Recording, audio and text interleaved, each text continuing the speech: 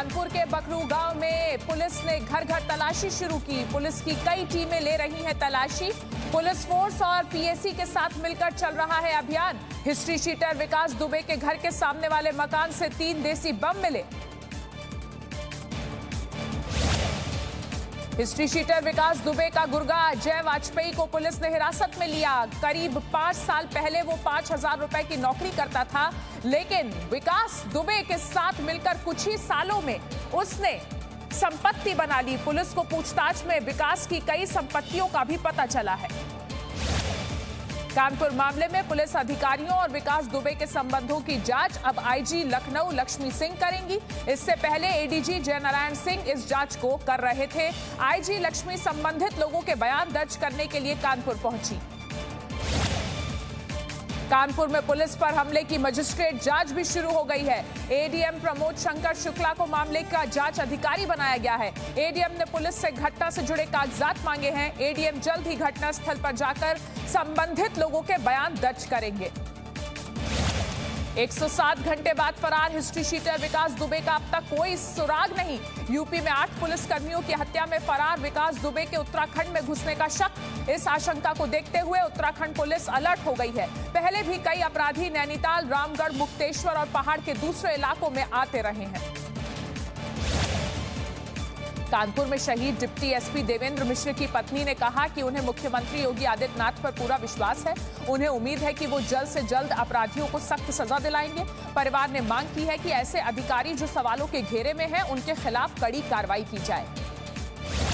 कानपुर में हुई घटना को लेकर 3 और लोग गिरफ्तार। सुरेश वर्मा के अलावा विकास के घर में रहने वाली नौकरानी रेखा और क्षमा से पूछताछ जारी। विकास दुबे और उसके साथियों की तलाश।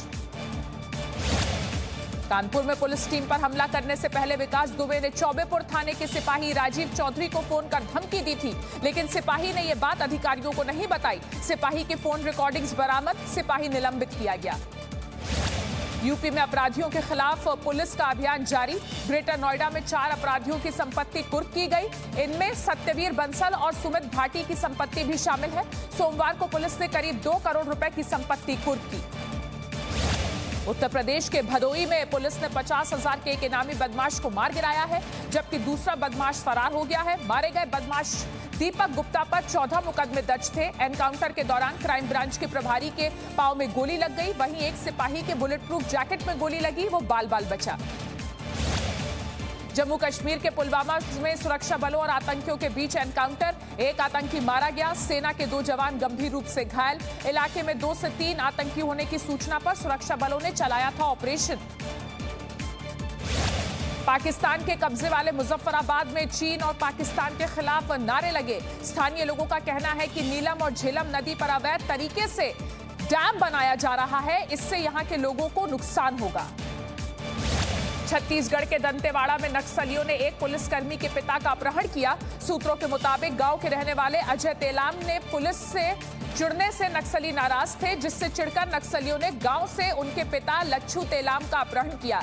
गांव के लोग जंगल में उनकी तलाश कर रहे हैं। लद्दाख में सीमा पर चीन झुक गया है। सूत्रों के मुताबिक गलवान घाटी में चीन के सैनिक पीछे हटने लगे हैं।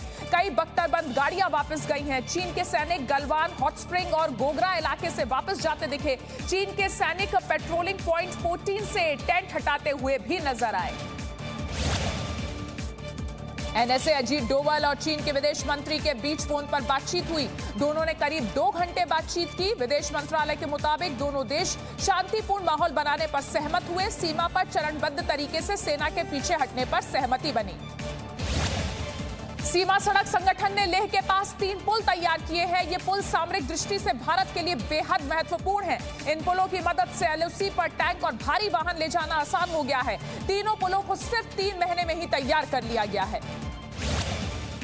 बीआरओ ने खारदुंगला पास की सड़क को 2 लेन में बदलना शुरू कर दिया है। लद्दाख में बनी ये दुनिया की सबसे ऊंची रोड है, जो देश को सियाचिन ग्लेशियर तक पहुंच उपलब्ध करवाती है। इसके बन जाने से सियाचिन तक भारी वाहनों की आवाजाही आसान हो जाएगी। गलवान में चीन के पीछे हटने के बावजूद भारत बॉर्डर पर कोई ढिलाई छोड़ने के मूड में नहीं है। लद्दाख के फॉरवर्ड एयरबेस पर वायुसेना के लड़ाकू जहाज और हेलीकॉप्टर दिन रात सरहद पर गश्त कर रहे हैं। इसके साथ ड्रोन्स के जरिए चीन की गतिविधियों पर लगातार नजर रखी जा रही है।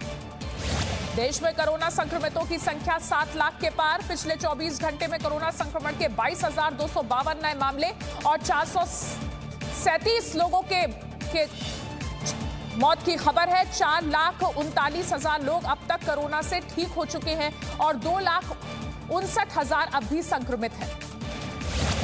कश्मीर के श्रीनगर में रहने वाली युवा फुटबॉलर सुहैरा अशरफ ने एक नई मिसाल पेश की है।